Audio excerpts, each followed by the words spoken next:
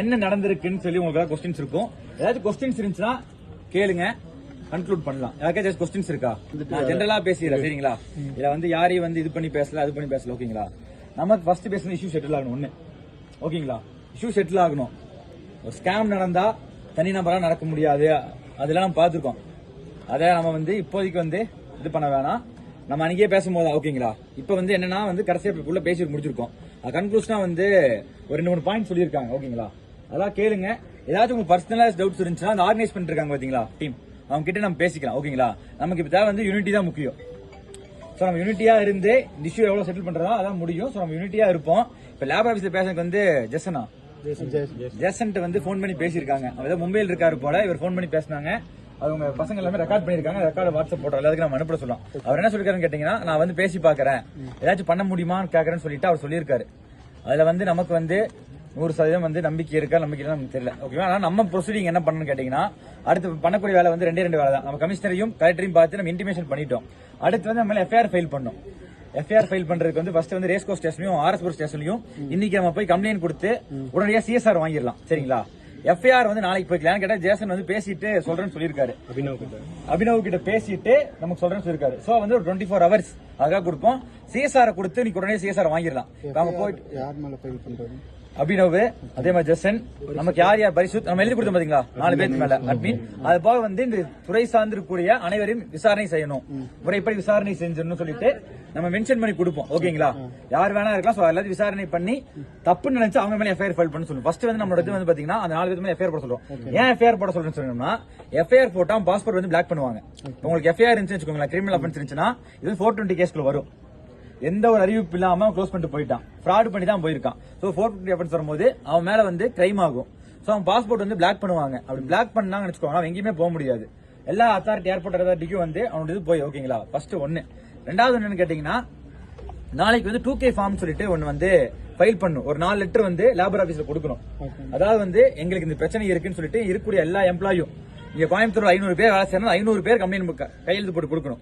அப்பதான் வந்து 2K petition வந்து நம்ம ஃபைல் பண்ண முடியும். அப்படி ஃபைல் பண்ணாதான் அவங்க கம்பெனி தரப்புல இருந்து கூப்பிடுவாங்க. லேபர் ஆபீஸ்ல இருந்து கம்பெனி தரப்புல இருந்து கூப்பிட்டு நம்ம தரப்பு ஒரு 5 பேர் நம்ம பிளான் சொன்னோம் பாத்தீங்களா பேச்சுவாதிக்கு, அந்த 5 பேர் உட்கார வச்சு பேசுவாங்க.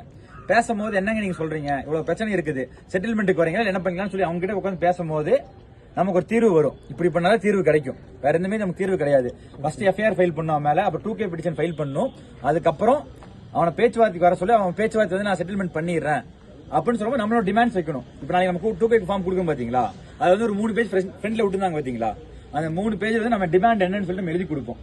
இந்த மாதிரியான வேலை நம்ம ஃபர்ஸ்ட் நம்ம கேட்கற கேள்வி கேட்டா, நான் வேலை செய்ய தயாரா தான் இருக்கேன், நீ வேலை கொடுன்னு நம்ம ஃபர்ஸ்ட் நம்ம சொல்லியிருக்கோம். நாங்க எல்லாம் வேலை செய்ய தயாரா தான் இருக்கோம். நம்ம நீ சாத்திட்டு போயிட்டேன், சோ ஓ மேல தப்பு. அப்ப அவன் வேலை தரமாட்டேன்னு சொல்லுவான். அப்ப வேலைக்கான என்ன காரணம் சொல்லி நம்ம கேட்போம். அப்படி கேட்கும்போது நீ இப்ப எந்த ஒரு அறிவிப்பு இல்லாம நீ கம்பெனியை க்ளோஸ் பண்ணிருக்க, சோ அதற்கான நஷ்ட ஈடு கொடு, அது போல எனக்கான சேலரி கொடு, அதே மாதிரி செட்டில்மெண்ட் கொடுன்னு சொல்லிட்டு நம்ம பேசுவோம். அப்புறம் கிராஜுவேட்டி கொஸ்டின் நம்ம பேசுவோம். இது வந்து பேச்சுவார்த்தை மூலமா தான் வந்து இந்த இஷ்யூ வந்து நம்ம கொண்டு போக முடியும் சரிங்களா? சோ எல்லாரும் பொறுமையா இருங்க. உங்களுக்கு ஏதாவது சந்தேகம் இருந்துச்சுன்னா, பர்சனலா நிறைய பேர் டவுட்ஸ் அதான் பர்சனல் டவுட்ஸ் இருந்துச்சுன்னா உங்க மனசுக்குள்ள வச்சுக்கோங்க. ஏதாச்சும் ரொம்ப இதா இருந்துச்சுன்னா நான் இங்கே தான் இருப்பேன், என்கிட்ட கேளுங்க, பர்சனலா வந்து கேளுங்க. நமக்கு இப்ப தேவை வந்து யூனிட்டி தான் முக்கியம் சரிங்களா? நமக்கு வந்து ஒரு இது மேல கேள்வி கேட்கணும் அப்படிலாம் இருக்கும். நமக்கு ஃபர்ஸ்ட் தேவை யூனிட்டி தான். எல்லாரும் நமக்கு தேவை இந்த போராட்டத்துக்கு. எல்லாரும் வந்து பெட்டிஷன் ஃபைல் பண்றதுக்கு நமக்கு தேவை ஓகேங்களா? இனிமேல் வந்து யார் எந்த பேச்சுவார்த்தைக்கு போனாலும் நம்ம ஒரு போராட்ட குழு, ஒரு பேச்சுவார்த்தைக்குள்ள நீங்க முடிவு பண்ணிடலாம்.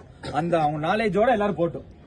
இங்க இருக்கிற எம்ப்ளாய்க்கெல்லாம் ஒரு இப்ப இவ்வளவு பேர் இவ்வளவு பேச முடியாது, இவ்வளவு பேர் நம்மளும் குறிச்சு பேசிட்டு இருக்க முடியாது. சோ வந்து ஒரு 25 பேர் இங்க முடிவு பண்றோமா, அந்த 25 பேர் ஒவ்வொரு டிபார்ட்மெண்ட், இப்போ 5 டிபார்ட்மெண்ட் இருக்குன்னா ஒவ்வொரு டிபார்ட்மெண்ட் ஒவ்வொருத்தங்களும் எடுத்து ஒரு 25 பேர் பசங்க பொண்ணுங்க எல்லாத்தையும் உள்ளடக்கி ஒரு போராட்ட குழு உருவாக்குவோம்.